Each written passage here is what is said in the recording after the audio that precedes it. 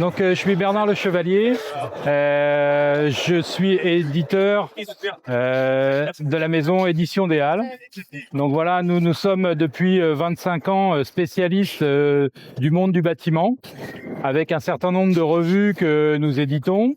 Je citerai Wood Surfer, qui est une revue sur la construction bois, l'Atelier Bois, qui est une revue sur le travail du bois, 5 façades, qui est une revue sur l'enveloppe du bâtiment, et Atrium, qui est une revue sur le monde du patrimoine.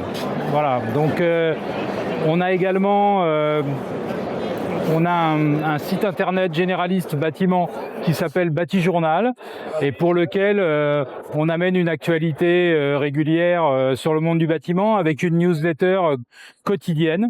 Et puis ça nous permet d'être aussi sur des salons comme celui du Forum Bois Construction pour monter des plateaux télé et faire se rencontrer les professionnels autour des grandes problématiques du monde du bâtiment. Que venez-vous chercher au Forum international Bois Construction ? Le forum, nous, on est partenaire du forum Bois Construction depuis son origine et sa première édition qui s'était fait à Beaune, me semble-t-il, il y a quelques années maintenant. Et nous travaillons régulièrement avec cette organisation qui est quand même, je dirais, quelque chose de tout à fait fantastique au niveau du bois parce que ça permet cette rencontre du monde de l'offre industrielle et de la création architecturale.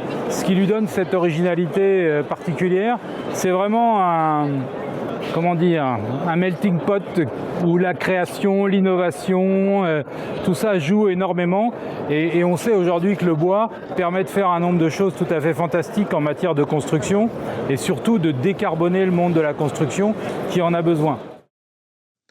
Comment percevez-vous l'avenir de la construction bois face aux défis environnementaux ? Le bois, c'est un don de la nature, c'est avant tout un matériau pas comme les autres, et ça doit rester un matériau pas comme les autres, parce qu'il n'a pas besoin de beaucoup d'énergie pour être transformé. Il permet à l'humanité de garder cette capacité à construire elle-même, par elle-même, sans dépendre d'un système industriel très puissant. Le bois, c'est un peu dans notre humanité quelque chose qui doit continuer à exister.